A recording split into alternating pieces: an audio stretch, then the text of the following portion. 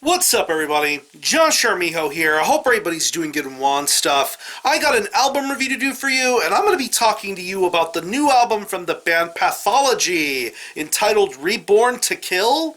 This is released on Pavement Entertainment.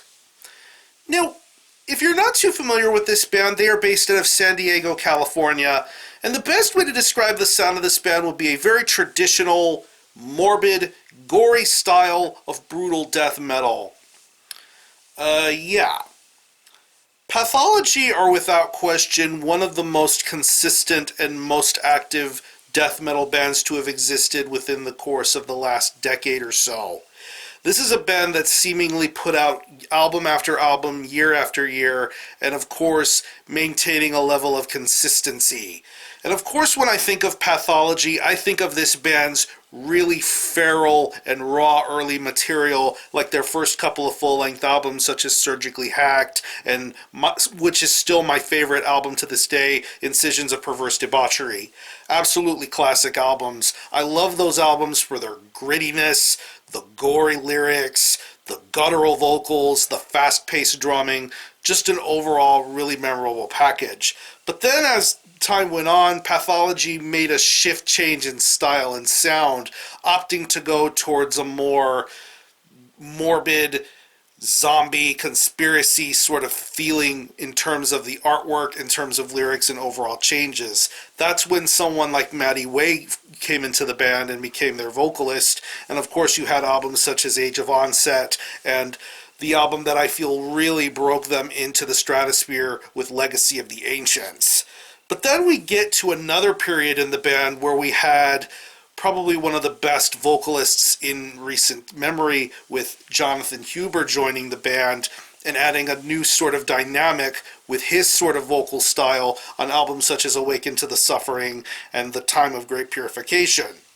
But then things reverted back to Maddie Way joining the band, and then we got an amalgamation of different records such as Lords of Refrain, Throne of Rain, and the last time we had heard something from them back in 2017 with Pathology, the self-titled album.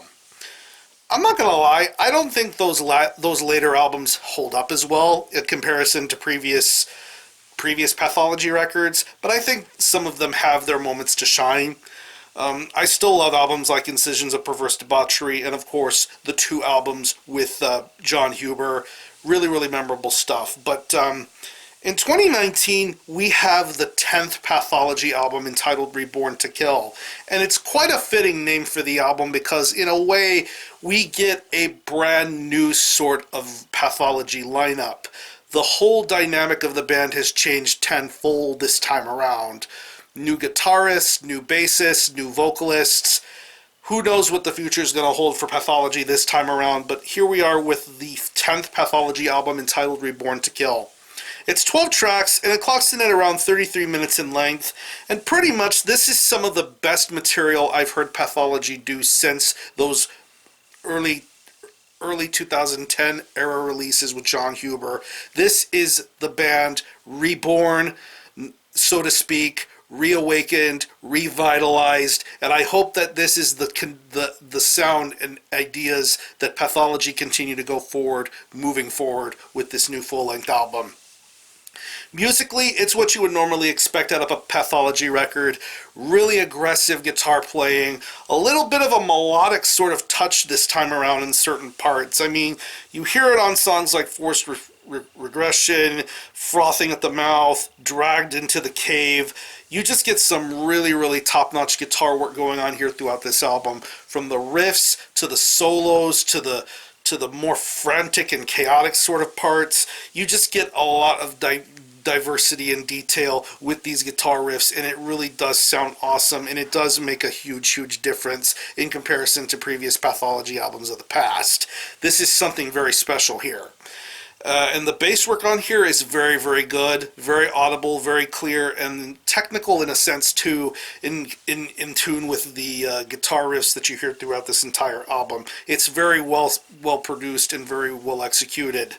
The drum work on here is probably the most inspired I've heard Dave Astor sound in a very, very long time. Of course, you know Dave is the one of the original main dudes behind Pathology, and he's played on every single Solitary album. But here on this album, I feel that there is a lot of snap and quick wit in comparison to previous Pathology releases. You hear a lot of the fast blast beats that you know Pathology best for.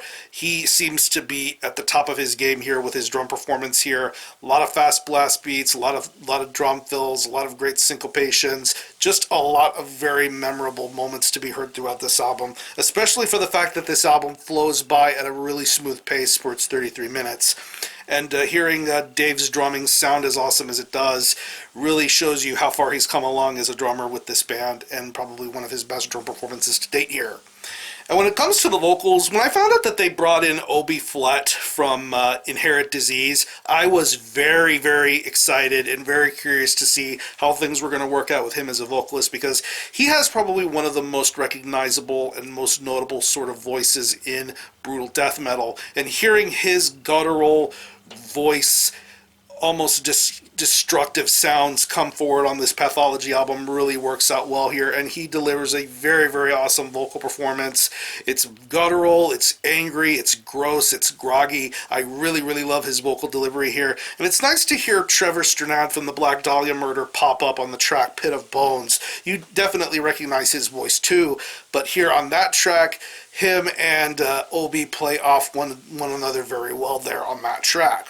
But as far as Obi's vocals on this album, it's something really special here, and I definitely think he delivers a very memorable performance on Reborn To Kill. So overall, I definitely would say that this is one of the best Pathology albums in recent memory. This band is back to the forefront, and definitely I hope they keep it going. This is a really, really well-made album in terms of production, in terms of sound quality, in terms of musicianship.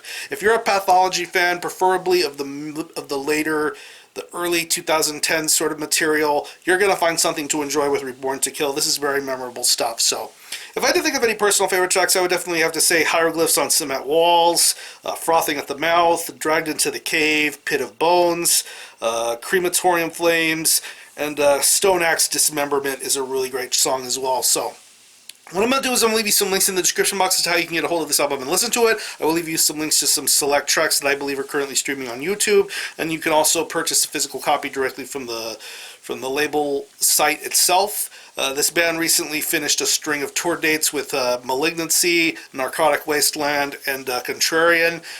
They're definitely back up on the front of playing live shows again, and it's some very exciting times for Pathology ahead. So again, the album is Reborn To Kill by Pathology. This is released on Pavement Entertainment. Go check this one out. And for a score, I'm going to give this a very solid 8.5 out of 10.